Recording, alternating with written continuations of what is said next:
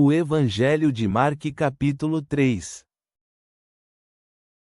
Jesus entrou outra vez na sinagoga, e estava ali um homem que tinha uma mão definhada. E prestavam atenção nele, se o curaria no sábado, para o acusarem. E Jesus disse ao homem que tinha a mão definhada: Levanta-te, e vem para o meio. E disse-lhes: É lícito no sábado fazer o bem, ou o mal? Salvar uma pessoa, ou matá-la? E mantiveram-se calados. E olhando ao redor para eles com indignação, sentindo pena da dureza dos seus corações, disse ao homem: Estende a tua mão.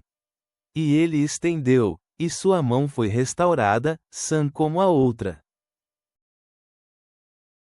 Assim que os fariseus saíram, tiveram reunião com os herodianos contra ele, para combinarem sobre como o matariam. E Jesus retirou-se com os seus discípulos para o mar, e seguiu uma grande multidão da Galiléia, da Judéia, de Jerusalém, da Idumeia, da além do Jordão, e os das proximidades de Tiro e de Sidom. Uma grande multidão, tendo ouvido quão grandes coisas fazia, vieram a ele. E disse aos seus discípulos que um barquinho ficasse continuamente perto dele, por causa das multidões, para que não o apertassem. Pois havia curado muitos, de maneira que todos quantos tinham algum mal lançavam-se sobre ele a fim de tocá-lo.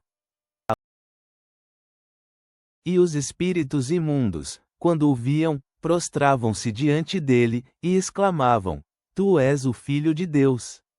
Mas Jesus os repreendia muito, para que não manifestassem quem ele era. Ele subiu ao monte, e chamou para si os que quis, então vieram a ele. E constituiu 12 para que estivessem com ele, para enviá-los a pregar, para que tivessem poder de curar as enfermidades e expulsar os demônios.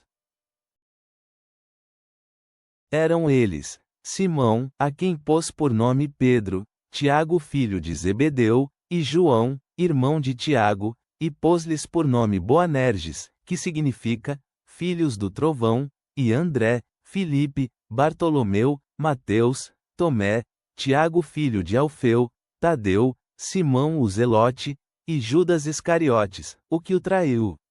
Quando foram para uma casa, outra vez se ajuntou uma multidão, de maneira que nem sequer podiam comer pão.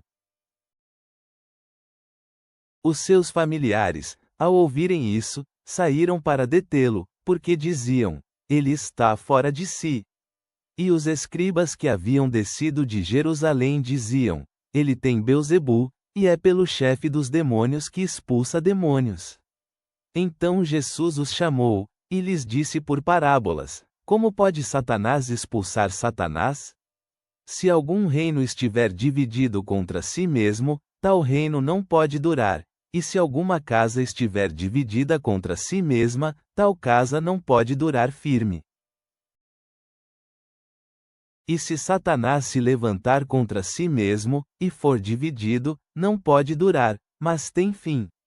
Ninguém pode roubar os bens do valente, quando se entra na casa dele, se antes não amarrar ao valente, depois disso roubará a sua casa. Em verdade vos digo que todos os pecados serão perdoados aos filhos dos homens, e todas as blasfêmias com que blasfemarem, mas quem blasfemar contra o Espírito Santo ficará sem perdão para sempre, em vez disso, é culpado do juízo eterno.